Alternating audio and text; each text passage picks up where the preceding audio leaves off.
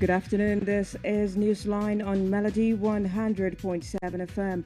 I am Mobola. Bad day, Kale. First, let's check out the major headlines.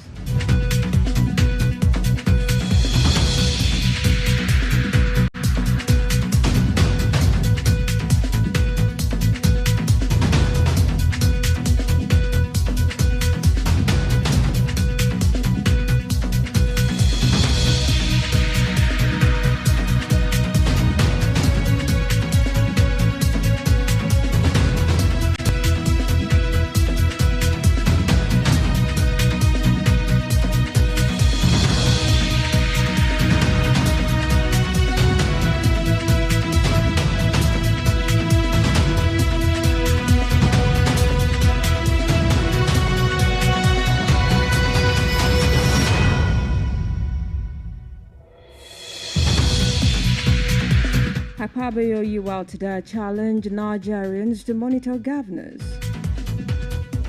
Resident doctors plead with Tinubu to save health sector. WAEC denies restricting subjects for 2026 WASEC candidates. On the foreign, gunmen admit killing ex-Japanese Prime Minister Shinzo Abe. And finally, in the exciting world of sports, this afternoon, Governor Abiodun announces 50 million naira support package for Super Falcons ahead of WAFCON qualifier against Benin.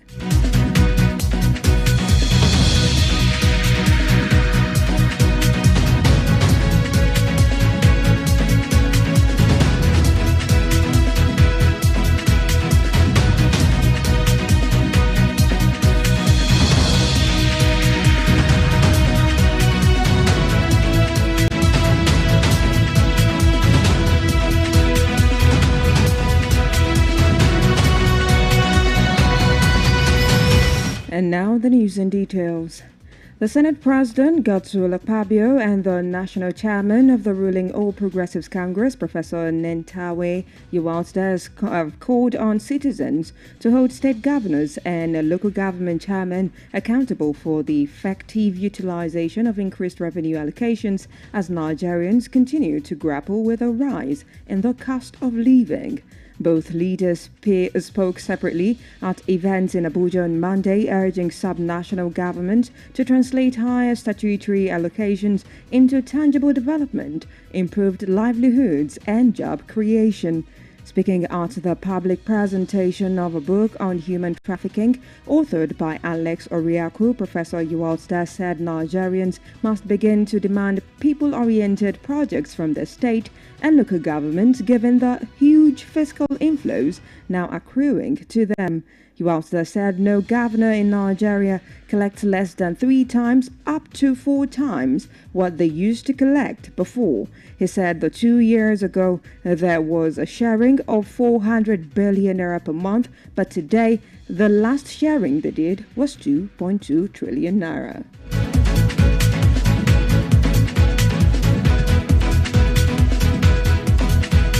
The Nigerian Association of Resident Doctors has written an open letter to President Tinubu urging his immediate intervention in what it described as the worsening state of the country's health sector. The newsman had reported that NARD listed 19 demands, which it described as the minimum expectations required to avert a total and indefinite nationwide strike, scheduled to commence on October 31, 2025. In a Monday letter titled A Passionate Appeal to the Commander-in-Chief of the Federation, signed by the association's president, Mohammed Suleiman, the doctors said the healthcare system was on the verge of collapse, describing the situation as a national emergency and a matter of national security. Sulaiman said the association decided to reach out directly to the president out of the deep concern and a profound sense of duty, adding that resident doctors who provide specialist care across Nigerian hospitals have been neglected despite their vital role in healthcare delivery. The NARD president stated that many members were still being owed their legitimate entitlements despite several signed agreements and repeated assurances from the government's representatives.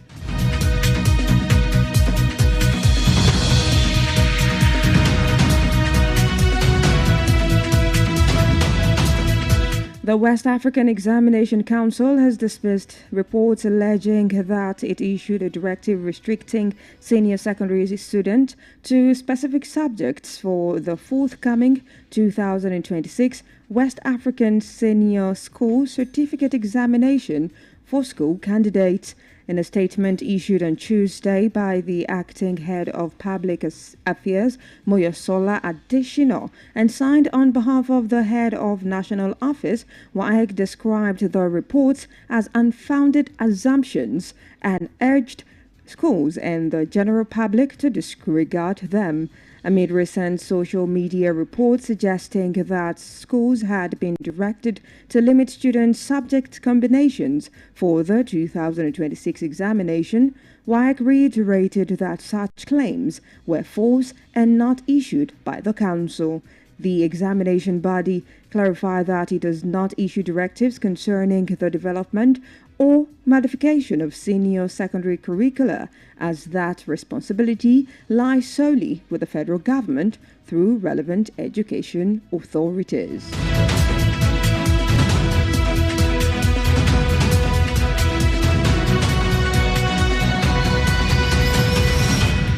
Still in the national news, a gunman in Ibadan, the Oyo State capital, on Monday waylaid a bank depositor of an unspecified amount of money, as well as inflicting injuries on a police officer at the Oshutokun area in the Ibadan North local government area of the state. Eyewitnesses told the newsman on Monday that the victim was trailed from one of the banks where he had gone to make a withdrawal by the suspected gunman. One of the eyewitnesses, who did not want a name in print, said the unsuspected victim was forcibly dispossessed of a substantial amount of money by the suspected gunman. Also, a police officer who was on a routine patrol was severely injured during the raid. Confirming the attacks in a statement in Ibadan, the state capital, the state police public relations officer Adewale Oshifeso stated that the robbery happened at approximately 8 a.m. on Secretariat Road, Agodi in Ibadan. Thank you for staying tuned. Our Newsline returns shortly after this break. Doing business without advertising is like winking at a girl in the dark. Do not be like a potential bachelor who is busy cutting an eye for a beautiful lady in a very dark room. Give your business the much needed publicity it deserves. Come do business with us by advertising your goods and services on Melody 100.7 FM Ibadan, and let's use our platform to uplift your own. Advertise with us by contacting our marketing department at number 2 MB Makpaderu Street, Bodewasimi, Basharun, Ibadan, Oyo State, Nigeria. Telephone 0915 500 107. That is 0915 500 1007. You can also follow us on all our social media platforms at Melody 107 FM. At Melody FM Ibadan, we help make your business to blow. Yaga yaga. Melody FM, your real home of entertainment. Stay cool. Stay cool. This melody.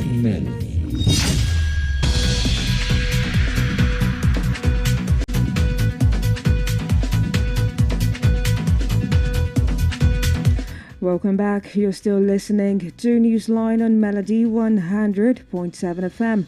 And now to business news. It have called on the Nigeria Civil Aviation Authority to regulate the number of marketers selling aviation fuel to airlines. They reckoned that the proliferation of marketers in the industry has been engendering black market sales, a development they say poses great danger for the flying public.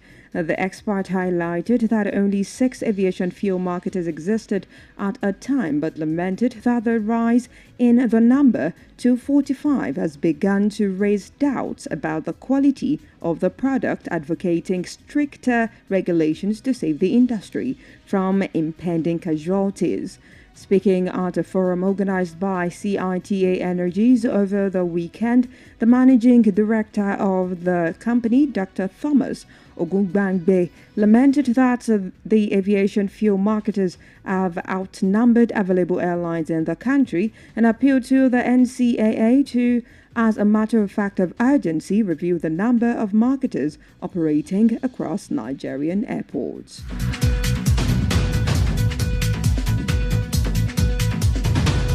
Moving on to the foreign scene this afternoon, the gunman accused of killing Japan's former Prime Minister Shinzo Abe pleaded guilty Tuesday, 3 years after the assassination in broad daylight shocked the world. The slaying forced a reckoning in a country with little experience of gun violence and ignited scrutiny of alleged ties between prominent conservative lawmakers and a secretive sect.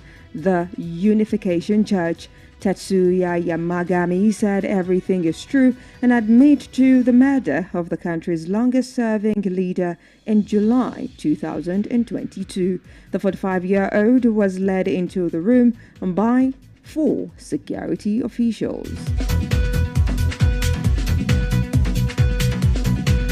And finally, on the entertainment scene this afternoon, Nigerian rapper and singer Ice Prince has addressed concerns about his noticeable weight loss, assuring fans that he's not ill. The Oleku hitmaker explained that his previous weight gain was as a result of an unhealthy lifestyle, but he recently decided to shed the excess belly fat after receiving concerns from his family and friends. In a post on X on Monday, Ice Prince revealed that music producer Chopsticks supported him throughout the journey by motivating him to stay consistent with his workouts.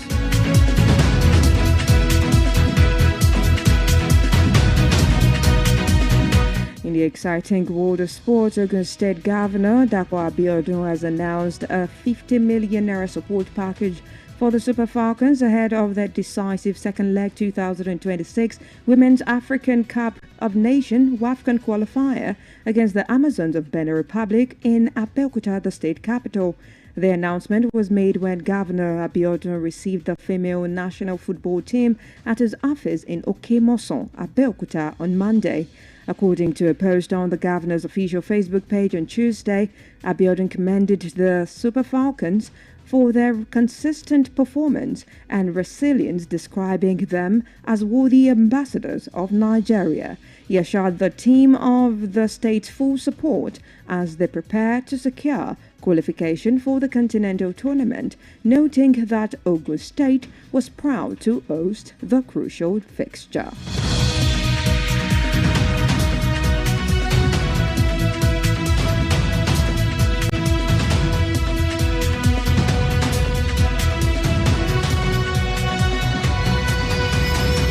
We've come to the end of Newsline on Melody 100.7 FM, but before we wrap up, here is the recap of the major headlines. Akpabio Yewaltada challenged Nigerians to monitor governors. Resident doctors. Gunmen rob Oyo bank depositor injure policeman. On the foreign scene, we told you gunman admits killing ex-Japanese Prime Minister Shinzo Abe. In the world of sport, Governor Abiodun announces 50 million naira support package for Super Falcons ahead of WAFCON qualifier against Benin Republic. Do well to follow us across all social media platforms for more news stories and excellent programming. Newsline was compiled and produced by Kudirat Akima Pampa and Bobola Egunfemi and is edited by Eyitayo Olushola. I am Mobola Badekala. Good afternoon and thank you for listening.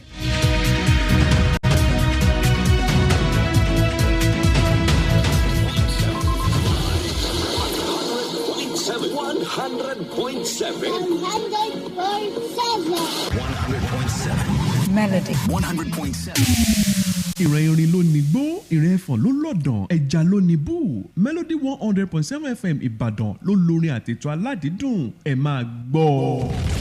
ìròyìn ní ìkànnì Melody 100.7 FM Ìbàdàn.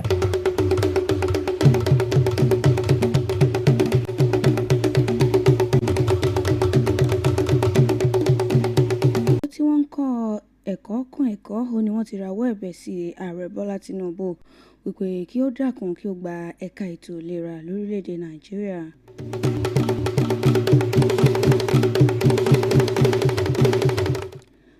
WAEC ní àwọn ò ya iṣẹ́ kankan sọ́tọ̀ látàrí ìdánwò ọ̀hún tí ó mọ̀ wáyé ní ọdún 2026.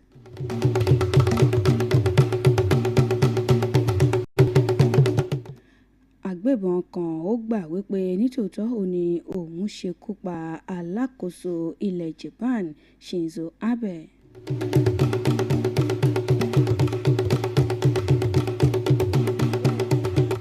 Gómìnà Dàpọ̀ Abíọ́dún kéde 50 mílíọ̀nù náírà láti fi ran àwọn ẹgbẹ́ agbábọ́ọ̀lù WAFCON lọ́wọ́.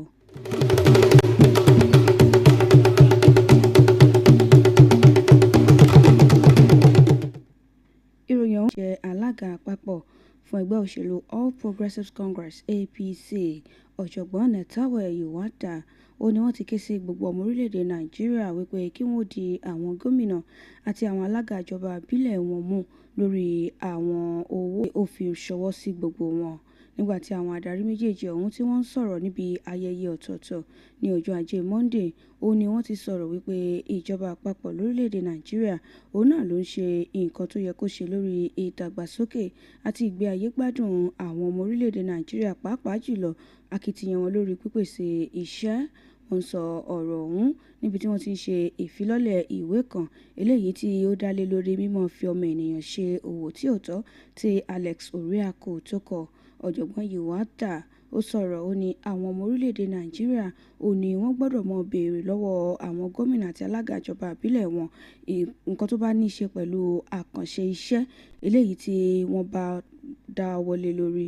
Iwata sọ̀rọ̀ ó ní kò sí gómìnà kankan eléyìí tí kò gbà tó jẹ́ wípé ó ń gba owó tó ju ìdá 3 sí iye tí wọ́n ń gbà tẹ́lẹ̀ tí ó ń gbà lọ. Ó ní nǹkan bí ọdún bíi 2 sísìnyí olò náà ni owó ọ̀hún ló ti gbé pẹ́ẹ́lí sí. Ó ní torí ìdí èyí òun náà ní kẹ́ mọ̀ bí àwọn gómìnà àti àwọn alága ìjọba ìbílẹ̀ yín kẹ́ mọ̀ bí wọ́n lè rí ọ̀rọ̀.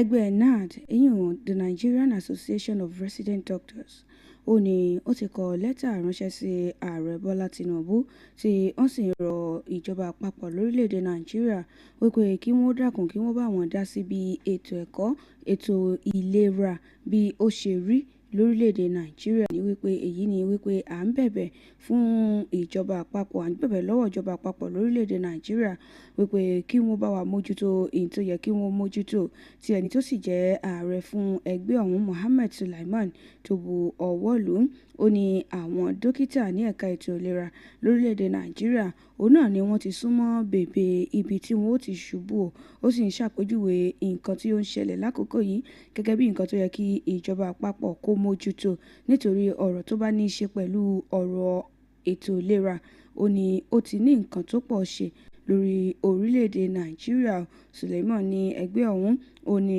wọ́n ti pinnu wípé àwọn ó bá ààrẹ orílẹ̀-èdè Nàìjíríà sọ̀rọ̀ fúnra lára àwọn ni tí àwọn ó sì rí dájú wípé ààrẹ gbọ́ nítorí wípé àwọn ò fẹ́ gùn lé ìyanṣẹ́lódì ọ̀hún.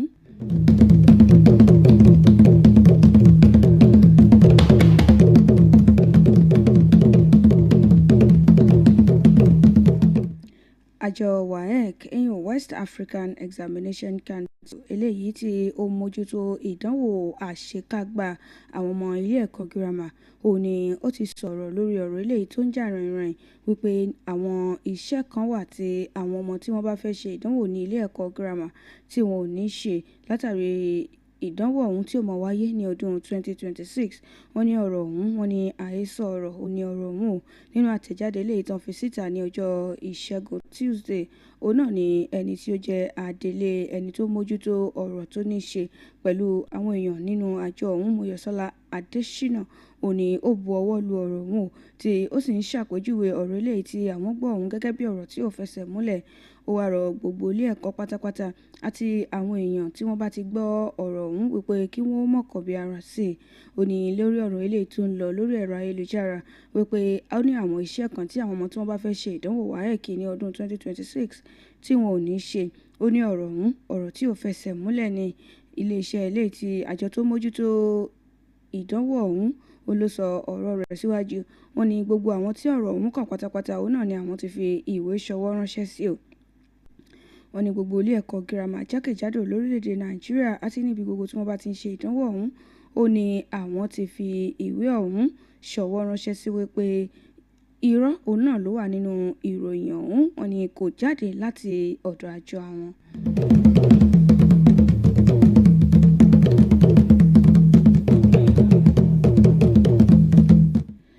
àwọn agbébọn ní ìlú Ìbàdàn olúùlú ìpínlẹ̀ Ọ̀yọ́ ní ọjọ́ ajé Monday òun náà ni wọ́n ti fi tipátipá gba owó lọ́wọ́ ẹnìkan eléyìí tí ó lọ gba owó ní ilé ìfowópamọ́. Wọ́n ní owó tí wọ́n gbà yìí wọ́n ní ìròyìn ni wọ́n tí mọ iye rẹ̀ bó ṣe pọ̀ tó, wọ́n ní àmọ́ owó tabua ni. Wọ́n ní ọlọ́pàá eléyìí tí ó ń ṣiṣẹ́ ní àkókò náà ní agbègbè Ọ̀ṣuntòkun tí ìṣẹ̀lẹ̀ ọ̀hún tí ó ti ṣẹlẹ̀ níbi tí ilé ìfowópamọ́ ọ̀hún wà níjọba àbílẹ̀ Ìbàdàn North. Wọ́n ní ọlọ́pàá ọ̀hún òun náà ni ó farapa. Ẹnìkan tí ọ̀rọ̀ ṣojú rẹ̀ òun ló sọ fún àwọn oníròyìn ní ọjọ́ ajé Monday wípé ẹni tí wọ́n gba owó lọ́wọ́ rẹ̀ ọ̀hún òun ni wọ́n tẹ̀lé kúrò ní ilé ìfowópamọ́ níbi tí ó ti lọ gba owó. Wọ́n ní tí àwọn agbébọn ọ̀hún tí wọ́n sì bẹ̀rẹ̀ sí ní tẹ̀lé ẹlòmíín ní kí wọ́n fi orúkọ bo òun láṣìírí. Ó ní nígbà tí wọ́n wá ń tẹ̀lé ẹni tó lọ gba owó ọ̀hún tí wọ́n ń tẹ̀lé lọ, olóò náà ni wọ́n wá dá dúró níbi tí wọ́n ti padà dá dúró ọ̀hún tí wọ́n sì ti gba owó tabua eléyìí tí ó lọ gbà ní ilé ìfowópamọ́ tí wọ́n lọ gbà lọ́wọ́ rẹ̀. Wọ́n ní ọlọ́pàá eléyìí tí ó ń ṣiṣẹ́ tí ó ń rìn káàkiri ní agbègbè náà láti mójútó bí ètò ààbò bó ṣe rí, wọ́n lòun náà farapa níbi ìṣẹ̀lẹ̀ ọ̀hún. Nígbà tí wọ́n fi ìdí ìṣẹ̀lẹ̀ ọ̀hún múlẹ̀ nílùú Ìbàdàn, ẹni tí ó jẹ́ alukoro fún iléeṣẹ́ ọlọ́pàá Adéwálé Òsínfẹ̀sọ òun náà ló fìdí ìṣẹ̀lẹ̀ ọ̀hún múlẹ̀ tó ní ìṣẹ̀lẹ̀ ọ̀hún òun náà ló wáyé ní nǹkan bí aago 8 àárọ̀ ní òpópónà Secretariat Agodi nílùú Ìbàdàn olúlu ìpínlẹ̀ Ọ̀yọ́.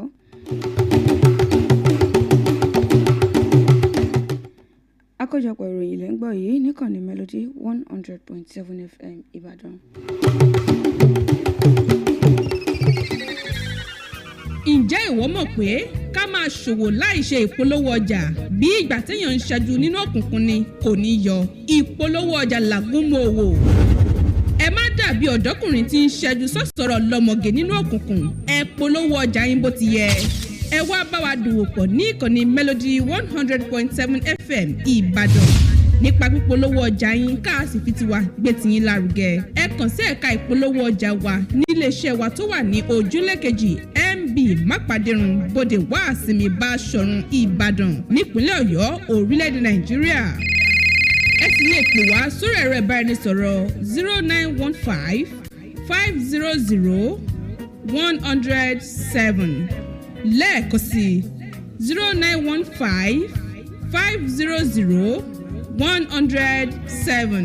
Bákan náà lẹ́tún lè kàn sí wa lórí àwọn ìtàkùn ayélujára wa @Melody 107 FM ní ìkànnì Melody FM Ìbàdàn. À ń polówó ọjà tó kówó yóò sì búrẹ́kẹ́. Melody FM ìkànnì àgbọ́dúnú ẹ mọ̀ gbádùn ẹ̀ ṣòwò.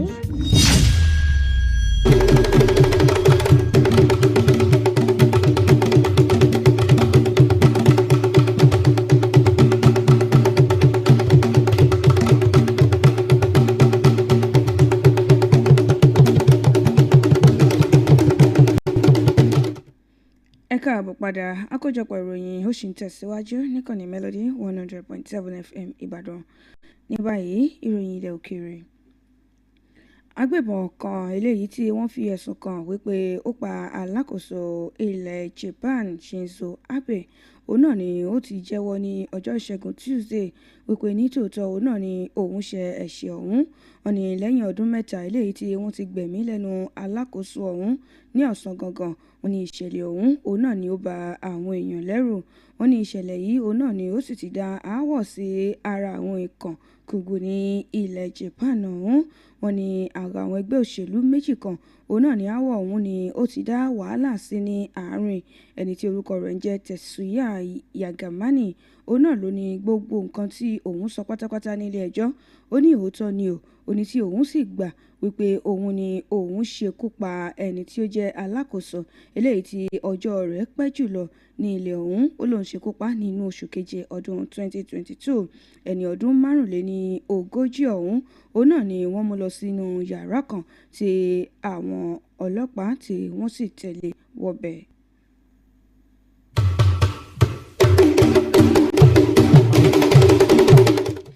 ní báyìí ìròyìn àmúlòdùn. Gbajúgbajà akọrin ṣèwọ́ṣèwọ́ Ice Prince ó ti sọ̀rọ̀ lórí bí ó ti ṣe jò ní ó fi ń dá àwọn olólùfẹ́ rẹ̀ lójú wípé òun ò ṣàárẹ̀ o. Ẹni tí ó kọ olè kó ọ̀hún ló ṣàlàyé síwájú wípé bóun ṣe rí tẹ́lẹ̀ ọ̀hún ó lò ní àwọn dókítà gbọ́ òun lámọ̀ràn wípé kò dáa bẹ́ẹ̀ o. Ó ní tí òun sì gbèrò wípé kí òun jò kí ọ̀rá díẹ̀ kó kúrò lára òun. Ó ní gbogbo àwọn tí wọ́n ń bò ó wípé bóyá òun ń ṣàárẹ̀ àbí nǹkan kan ń ṣe òun. Ó ní ẹ wò gbogbo yín pátápátá ẹ lọ fọkàn balẹ̀, àwọn ẹbí, àwọn ọ̀rẹ́, àwọn olólùfẹ́ àti àwọn alátìlẹyìn. Ó ní kò sí nǹkan kan tó ṣe òun o. Ó ń sọ ọ̀rọ̀ ọ̀hún lójú òpó ayélujára X rẹ̀ ní àná òde yìí níbi tí ó ti ń sọ wípé kò sí nǹkan kan tó ṣe òun. Òun gbọ́ wípé àwọn èèyàn ní òun ń ṣàárẹ̀. Ó ní àmọ́ òun ò ṣàárẹ̀ o. Ó wu òun kóun ó jò, òun náà lòun ṣe rí bóun ṣe rí báyìí.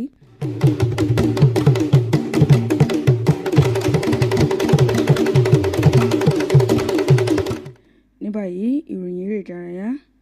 Gómìnà ìpínlẹ̀ Ògùn Ọmọọba Dàpọ̀ Abíọ́dún ó ti kéde wípé òun ó fi 50 mílíọ̀nù náírà òun ó fi ran àwọn agbábọ́ọ̀lù WAFCON, òun ó fi ràn wọ́n lọ́wọ́ látàrí ìdíje Super Falcon eléyìí tí yóò mọ̀ wáyé lẹ́ẹ̀kejì irú rẹ̀ eléyìí tí ó mọ̀ wáyé ní ọdún 2026. Wọ́n ní eléyìí náà ni wọ́n mọ̀ gbá bọ́ọ̀lù ọ̀hún tako Benin Republic. Wọ́n ní ìdíje ọ̀hún náà ni ó sì mọ̀ wáyé ní ìlú Abẹ́òkúta, olúùlú ìpínlẹ̀ Ògùn. Nígbàtí gómìnà Dàpọ̀ Abíọ́dún tó kéde yìí lẹ́yìn ìgbà tí ó gbàlejò àwọn agbábọ́ọ̀lù obìnrin ní ọ́fíìsì rẹ̀ tó wà ní Òkè Mọ̀sán ní Abẹ́òkúta ní ọjọ́ Ajé Monday.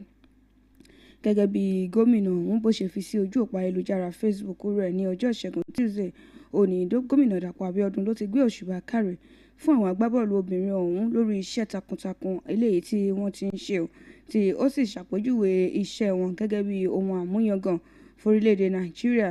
Ó fi dá wọn ìjọba ìpínlẹ̀ Ògùn yóò rí dájú wípé òun ṣe fún wọn.